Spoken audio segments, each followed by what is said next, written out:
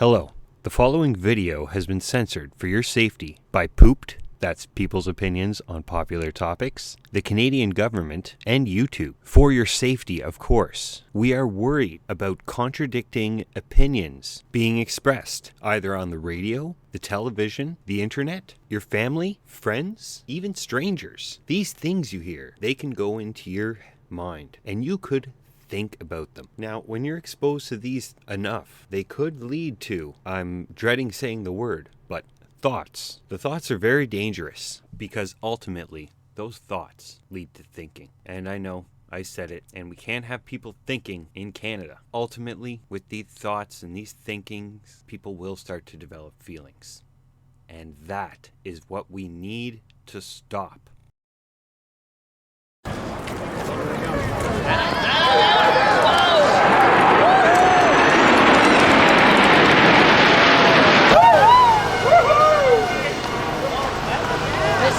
Hello, this is P.O.O.P.T, People's Opinion on Popular Topics. Hi, Mom.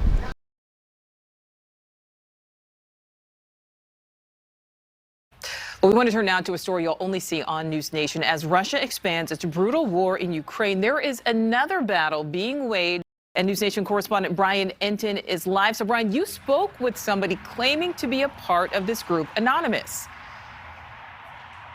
Yeah, Nicole, the members of Anonymous say this has now become a 24-hour operation with hackers from all over the world taking part. That's right. Hi, so what's your name? Anonymous. And why'd you come out here today? I came out here to fight for my rights. And I heard you're from Toronto. There's been a stark difference between the way they treated freedom rallies in Toronto to the way they treated them in Ottawa. There is a complete difference. They're still standing strong in Toronto, and no one has been bugged. The police out there actually escort everyone and keep everyone safe out there. Versus what happened here, 21 days of a beautiful thing and 2 days of a nightmare, and they've completely broken all charter and Bill of Rights, and they are not here serving and protecting us, that is for sure. Okay, hey guys, reporting in here Saturday, another little freedom rally in Ottawa, the Parliament. I just got approached. I've had a flag on a stick. It's taller than me, the stick probably, a big flag. And I've had it here for a couple weeks now, every day. And now I got approached by one of the organizers here, and they said they were talking to the cops. I see 4 of them right over there, all talking. She said they have a problem with my flag, and that they're going to come after me to try and get it or do something about it. So I've been traveling with Catalee. She's from BC, the First Nations woman. It's got an Aboriginal flag. I got talked to her about it, and I told her the situation. She grabbed it, and she said she's going to hold her ground. And they're just going to have to try and see what they can do. But so Canada flag's illegal now on Parliament Hill. Because apparently, yeah, it's just on a it's on a wood stick. The stick's bigger than me, but like it's not a weapon or any of that nonsense. So how's the rally so far? Good little turnout. I've met a lot of friendly faces, familiar faces I've met through the weeks here, and we're probably going to go for a march sooner or later, I'd imagine. But that our kids will ever be able to cover that debt. And why should it be their responsibility? That's my greatest question. Why should it be our children's responsibility to clean up the mess that they've caused? That's my biggest question. What's it been like for you living with the lockdowns over the last 2 years? Hard. I have 2 granddaughters that I couldn't see. And this past Christmas, as well as last Christmas, I had to sit outside in the cold, give them their gifts, and then go home. I couldn't touch them, couldn't nothing. And it's not fair. That was done by the government. And it's not fair, and millions of people go through what I went through. And just now, I'm starting to get to see them.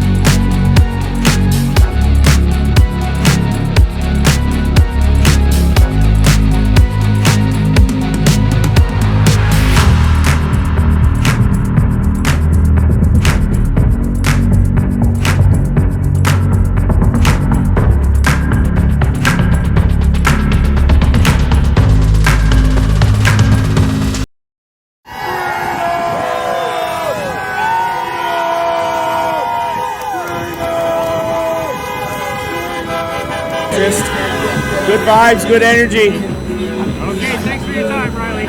Thank you guys. Thanks for the update, dude. Yeah, so.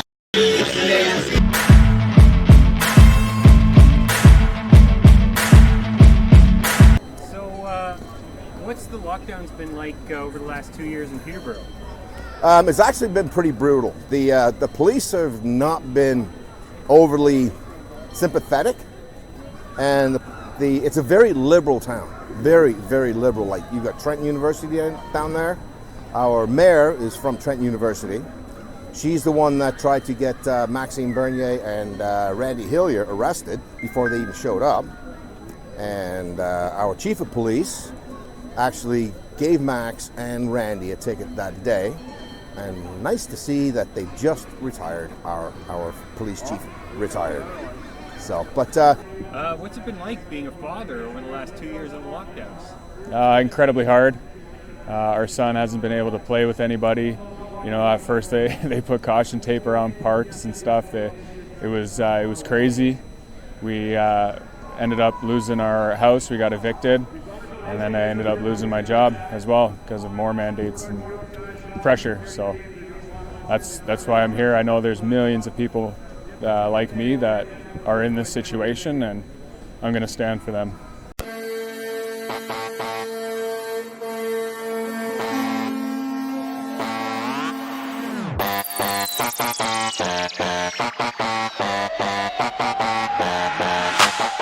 Everyone's tired of COVID. This pandemic has sucked. These protests are not the way to get through it. This pandemic has sucked. They're not the story of this pandemic. This pandemic has sucked for all Canadians. This pandemic has sucked. Up in Canada, things are happening that are worth covering, which is a rarity. The convoy protests against COVID have grabbed global attention and paralyzed Canada's capital city. The Canadian left is calling all of these people Trumpians. They find a few fringe members and then they say, these people represent the entire protest, as opposed to the core ideology. What is the main goal of the truckers here? Freedom. It has to stop. where freedom from gets no. It has to stop. Everyone's tired of COVID. This pandemic has sucked. These protests are not the way to get through it. This pandemic has sucked. They're not the story of this pandemic. This pandemic has sucked for all Canadians. This pandemic has sucked. I can't go skiing, I can't go to Walmart, I can't go to Canadian Tire. I'm not leaving until all the mandates are gone. There's a lot of people here streaming live online. Kicked off Facebook, blocked. They shouldn't have turned my Facebook off. Now I'm angry. If you want to compare Canada to anything, it's like Hitler's Germany, and we're like the Jews, eh? Everyone's tired of COVID. This pandemic has sucked. These protests are not the way to get through it. This pandemic has sucked. They're not the story of this pandemic. This pandemic has sucked for all Canadians. This pandemic has sucked. Do what I say. Take a vaccine passport. Let me track everywhere you go. No! Just because you're wearing a blue shirt, you're a woman-ass mango teen. Doesn't mean you're allowed to make us your slaves. That's North Korea, you chicken neck monster! They're criminals. They're attacking us. Wake the hell up, people. Separately, I need funding, plus you need to get prepared. And we're ready to ship you high-quality storable food right now. And if you don't get storable food, the way the world's going, you're nuts. Everyone's tired of COVID. This pandemic has sucked. These protests are not the way to get through it. This pandemic has sucked. They're not the story of this pandemic. This pandemic has sucked for all Canadians. This pandemic has sucked.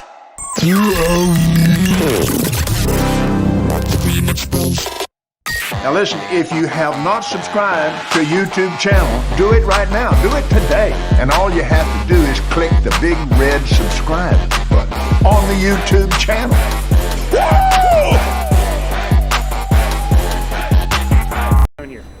Freedom for my grandkids. Freedom for the whole world.